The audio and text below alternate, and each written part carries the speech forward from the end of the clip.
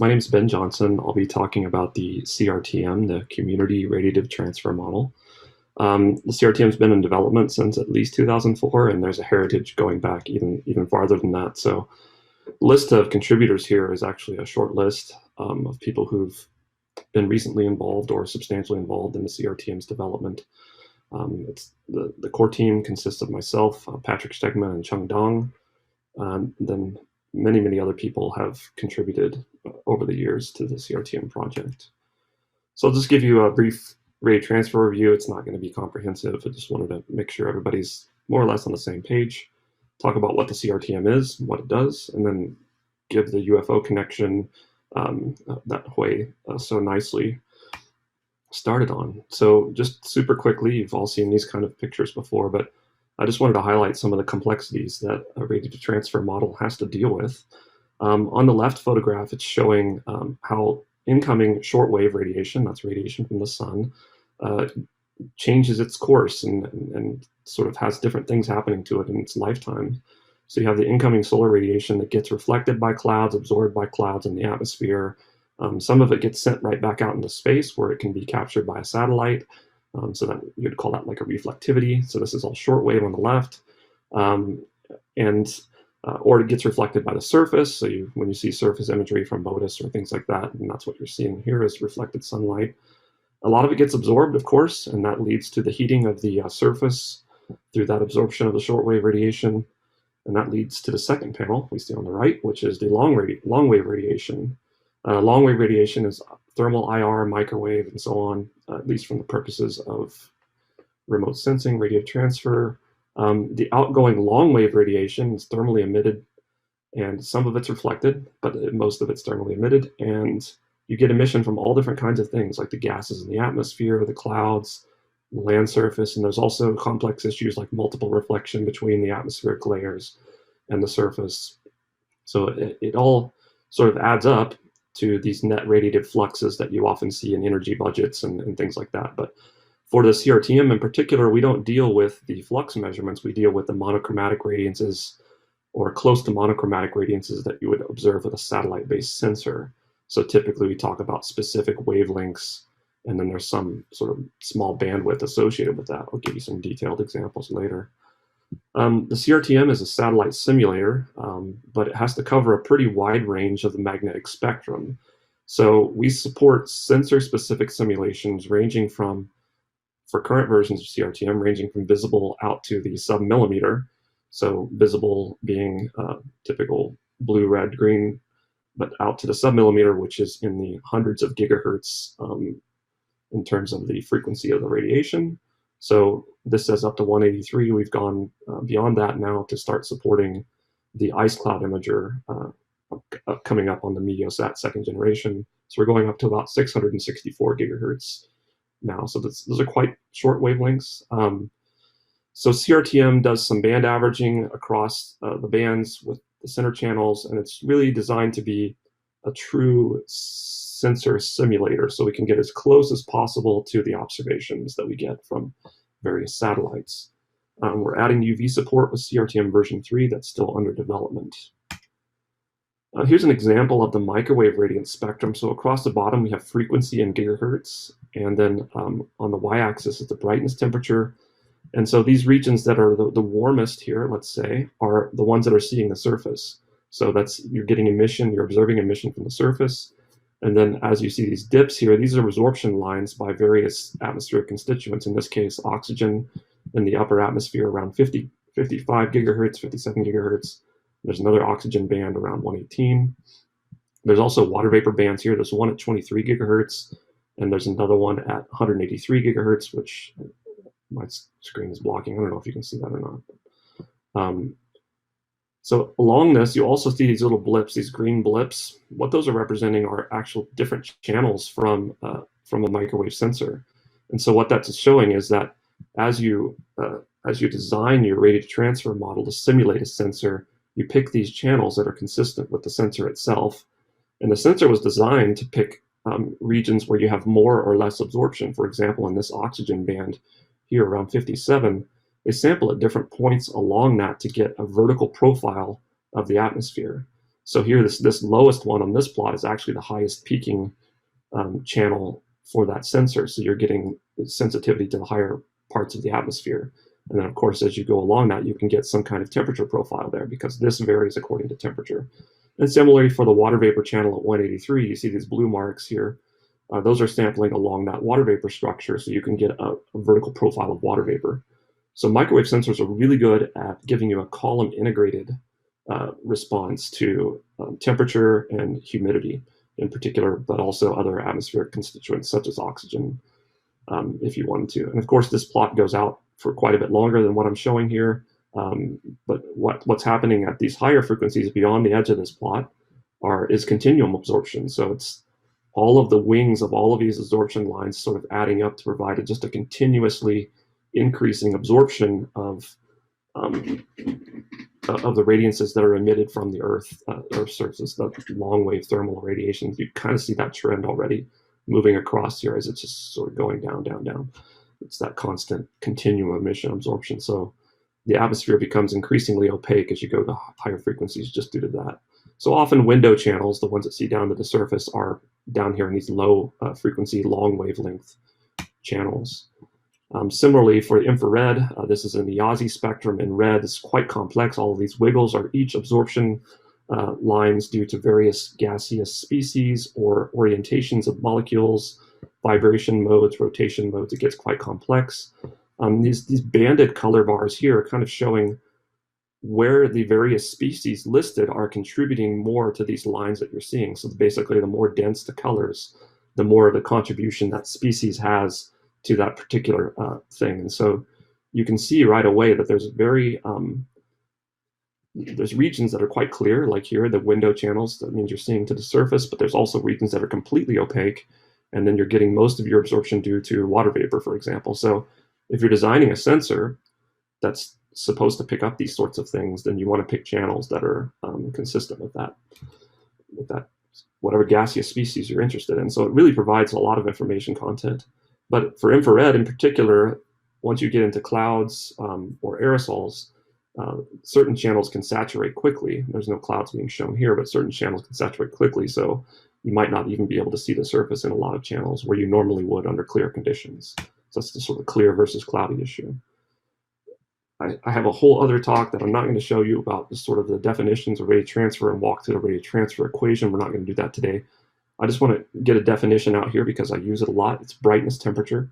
So the brightness temperature is the temperature a black body has in thermal equilibrium with its surroundings, right? And so that's what and this is the equation here, this is what we actually end up usually computing when we're talking about radiances, is this effective temperature that a black body would have. Now, typically emission from the surface or the atmosphere has an emissivity associated with it, which scales this brightness temperature. And it scales linearly in the microwave, which is quite nice, linearly with temperature. So brightness temperature, you can just think of it about how much sort of the radiance is coming out of something in a more normalized way than you would get from just looking at the radiance values itself. But of course, CRTM computes both of these, both the brightness temperature and the radiance, and there's utilities to convert between these if you want to be able to do that sort of thing. All right. So the Ford model, and this is what the CRTM is trying to be in some part, is to simulate what a satellite is seeing. You're basically solving the radiative transfer equation given the state of the atmosphere, the constituents in the atmosphere, the surface, and the instrument properties themselves. So that's a complex set of things that you're dealing with. You have the physical properties associated with all of the things that are in the atmosphere. So you have scattering processes, you have absorption, reflection, emission, and so on. And we try to account for all of these properties inside of the CRTM.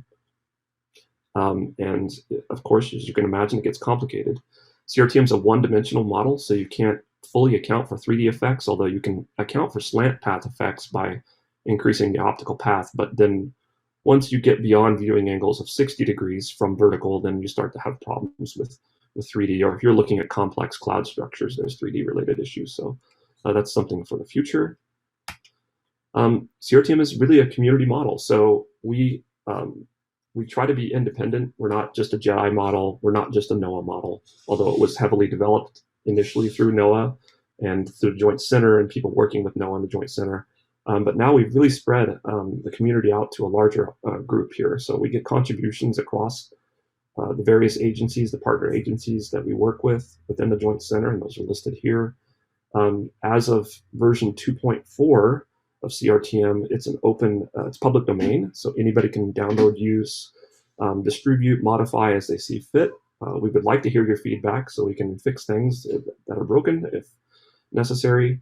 We do a number of education and outreach things. This is one of them. We also have a summer colloquium that's part of the Joint Center. We have a user developer workshop, which I believe the next one's going to be this year in October. It's still TBD. That's kind of what I'm aiming at. We also hold code sprints just to bring folks in who are experts to help develop particularly tricky parts of the CRTM. And of course, numerous publications and seminars and things like that are surrounding the CRTM community. So growing every year. So it's a fast radiative transfer model. What makes it fast? First of all, it's a one-dimensional model. It operates in a plane parallel assumption, so we don't do spherical geometry. The solver is designed to be to balance speed and accuracy. So we have this multi-stream solver, which can be adjusted. The number of streams are adjusted depending on the complexity of the scene that's being viewed. A clear sky scene might only require 2 streams, but a complex scattering scene might require up to 16 streams.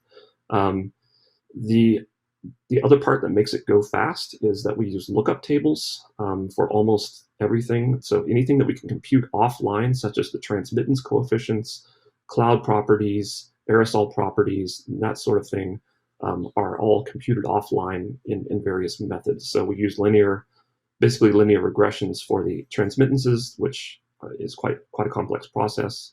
I'll highlight that again in a moment. And then here I've listed some of the history, originally with Paul Van Delst and Tom Cleespies, Larry McMillan, who are the originators, and with Mark Liu and Fu Zhang, the originators of the CRTM. CRTM is designed to be a library that gets used in numerous applications. It's used operationally across multiple agencies in the US. It also gets used in some European centers for comparisons. It's written in modern Fortran. We use Fortran 2003 plus for object-oriented parts. We use a lot of the language features to help keep CRTM easy to code, easy to maintain. We're very picky about code cleanliness and structure, and then keeping things generic where possible, and we're constantly developing that.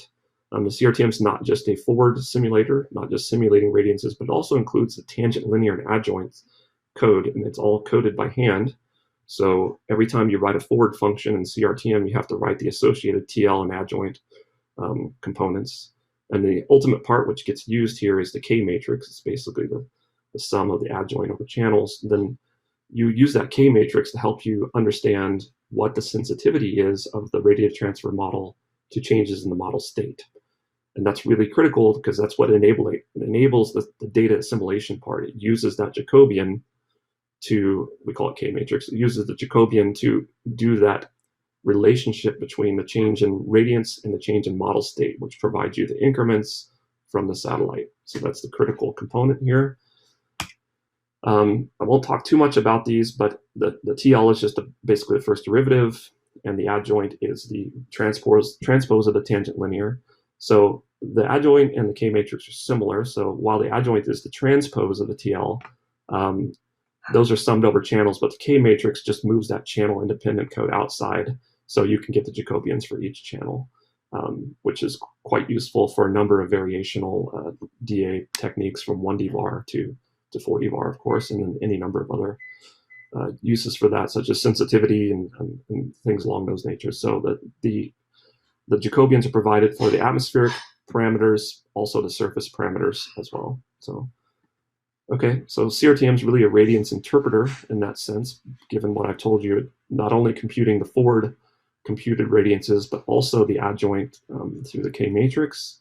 And that permits us to do DA, reanalysis, post-processing of satellite observations, like recreating the radiances that are observed. Also to do sensor monitoring, that's a really critical, important part of what the CRTM does, is to help us understand how are the sensors doing compared to what we think they should be doing.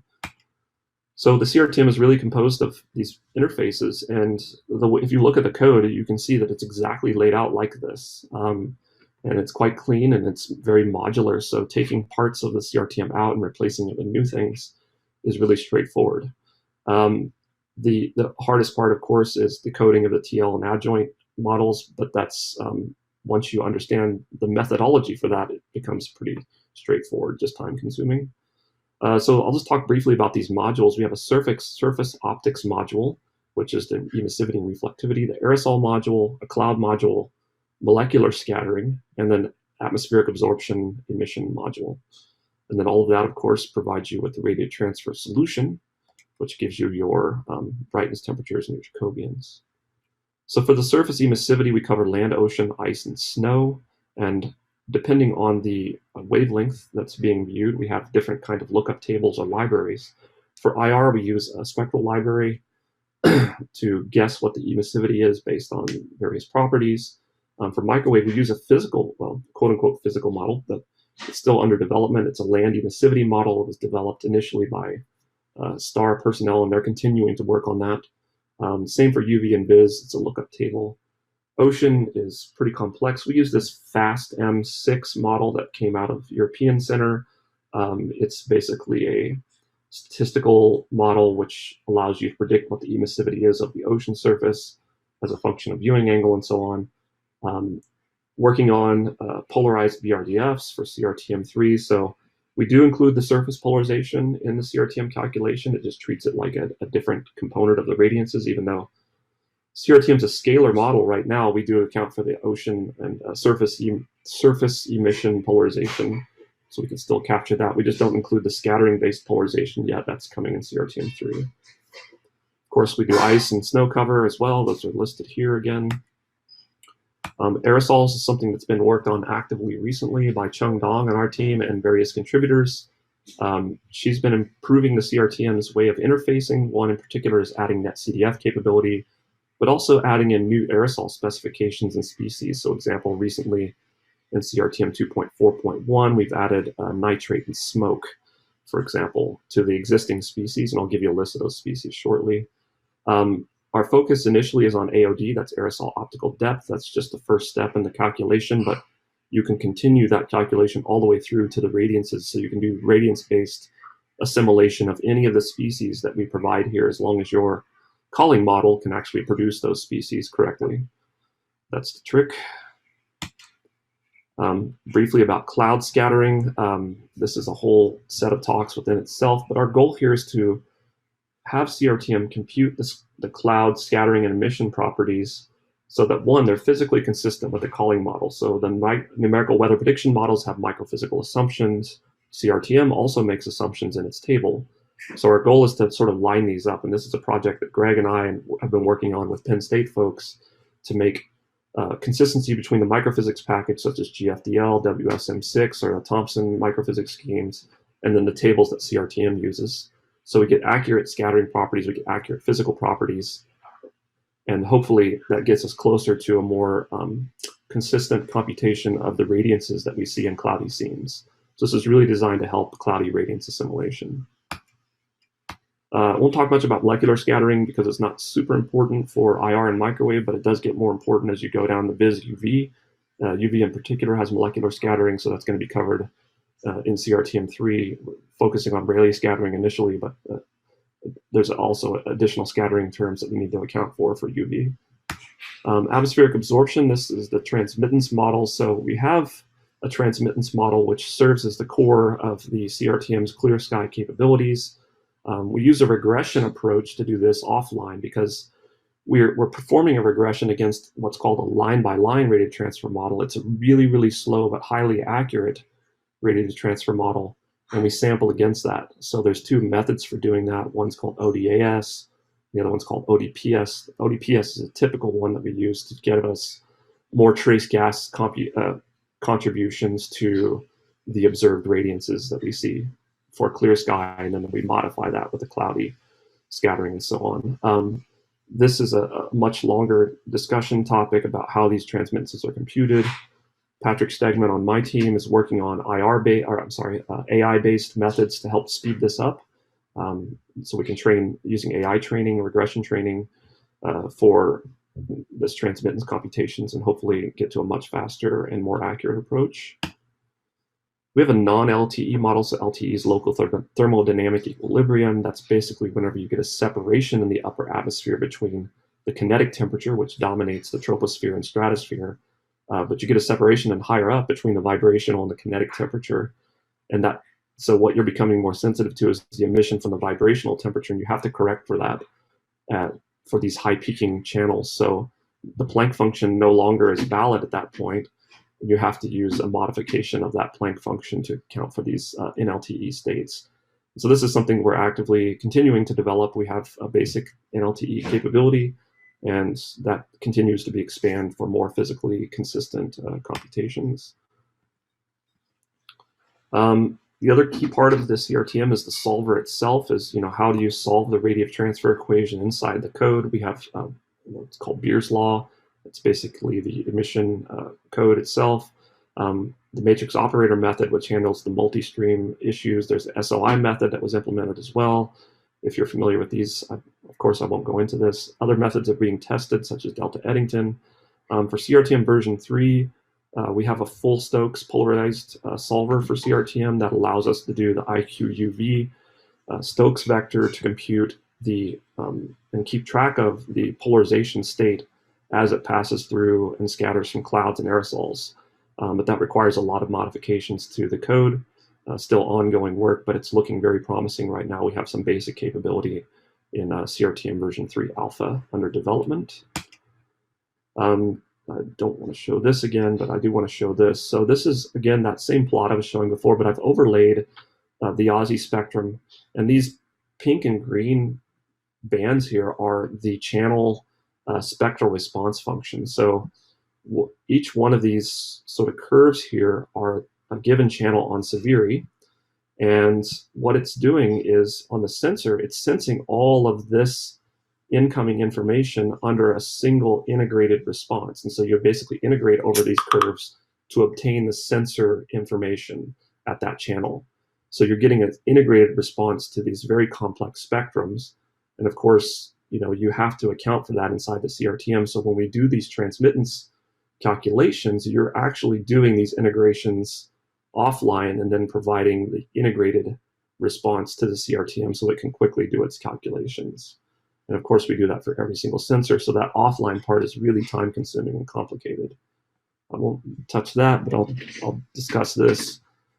On these plots, it's showing weighting functions. The weighting function is simply the change of optical depth with respect to height. So you have height on the vertical axis and the weighting function itself, d optical depth, d height. So what this is showing is where the peak of the information that the sensor is observing is coming from at various heights. And so each color represents a different channel. This is the HERS instrument. This is EASI. EASI has a lot more channels, of course, and so that's why it's kind of messy. But what you can see is that many channels down here near the bottom are sensitive to the surface, but then as you go up in the atmosphere, other channels are peaking at different parts of the atmosphere according to what kind of absorption emission characteristics that channel is sensitive to. So you can see immediately that you can sample the atmosphere quite well up to about 60 kilometers using this instrument. And that's exactly what it's used for, is to give you a very nice way of sampling all the way down to the surface using the combination of all of these channels. And of course, DA systems can't take full advantage of this because that's far too many channels. So they typically use a subset of these channels and then to help provide that information content. So kind of coming towards the end here, so the CRTM is really a key part of the JEDI system, but it stands alone. You can run CRTM by itself. You can run it in other models. We're working on an application with UFO that will allow you to run the CRTM in a standalone mode using the UFO interface. So you could provide your different GeoVals files from whatever models you wanted to the UFO and then produce radiances with CRTM. The other cool thing is that we're able to do some comparisons with RTTOV, and I'll show you that in a minute. But I just wanted to highlight, here's a list of instruments, and this is not even comprehensive. These are just the sort of current operational instruments that we're using on the CRTM. CRTM supports over 200 instruments and across various platforms, and the platforms are shown in the second column. And what this is showing is just a snapshot of a document we use to keep track of for UFO. Wei showed part of this, where we list each instrument out, what platform it's on, and the status of that in terms of, are we doing H of X correctly? Are we doing bias correction and QC, and when those were completed? So this is a really nice way to keep track of things. Of course, this list goes on quite a bit longer than this, covering the VIS, IR, and microwave instruments. The other critical part of what we do is testing in the CRTM. When you ran your C-test example for UFO, or if you just ran it right out of the build on the bundle, you probably ran through the CRTM tests. This tests the various elements of the CRTM. It also tests for specific sensors as well. So if you run through that, you'll see, for example, it tests clear sky for Modus Aqua or for the visible channels of the ABI. So this is a really nice suite of tests to help us make sure that when we change something in the CRTM, we're not breaking anything in not only the forward model, but also the tangent linear and adjoint parts of that as well. And that's a critical test for us to understand. So this kind of coming back to answering a question that was asked yesterday, you know, where's the tangent linear happening? And that's happening right here in this UFO source directory. In this code right here, it's UFO radiant CRTM TLAD, tangent linear adjoint. And you look at that code right there, and you can see exactly how we're calling the CRTM tangent linear and adjoint parts of the code to obtain the Jacobians. And this is the forward part here, this radiant CRTM underscore mod, and there's some utilities here. I just want to point out there's a similar interface for RT-TOV. And our ultimate goal, it's not quite there yet, but it's almost there, is to be able to just, in a YAML file, change CRTM to RT-TOV and do exactly the same computation. Still some work being done on the RT-TOV interface, and I'll give you an example momentarily. But there's also some other codes here in that directory. So you have the tangent linear interface. This is the Fortran to C interface, and this is the actual C code that handles the connection to the UFO itself. And so this provides you a perfect example of how to go from pure Fortran 90 code interface with C code. It's quite clear. If you look at that, just to give you an example of what CRTM and RT-TOV comparisons are capable of right now, Chung Dong on my team, just after a couple of days of trying to understand things, she was able to quickly put together this comparison. These are observations from AMSU A NOAA 19. These are the CRTM simulations, and these are the RT-TOV simulations using exactly the same geovals. So it's an apples to apples comparison as close as you can get. Just simply switching out the YAML files for CRTM and RT-TOV. This is the CRTM minus OBS. This is the RT-TOV minus OBS. And what it's showing here is that CRTM minus OBS has some fairly large differences over land. That's our land emissivity model issue. Over ocean, we're quite good. RT-TOV has something similar. We're doing better over ice. They're doing worse over ice. They're better over land. So this allows us to really quickly evaluate how we're doing against the RT-TOV model, which is the sister model that's used in the European Center. And I work closely with those folks to help them understand what's missing on their side, and vice versa. So it's a really nice tool for us to do these comparisons. Here's some just scatter plots of the same thing, again, showing that we get quite a bit of similarity between RT-TOV. The models were co-developed over many years, but there's also some differences here. And so, you know, we're trying to understand, you know, why are we doing better in some cases? Why are they doing better in some cases? And it's really critical to continuing our improvement. But it also provides modelers with an easy way to understand what model assumptions are changing the results. So it's quite a valuable example.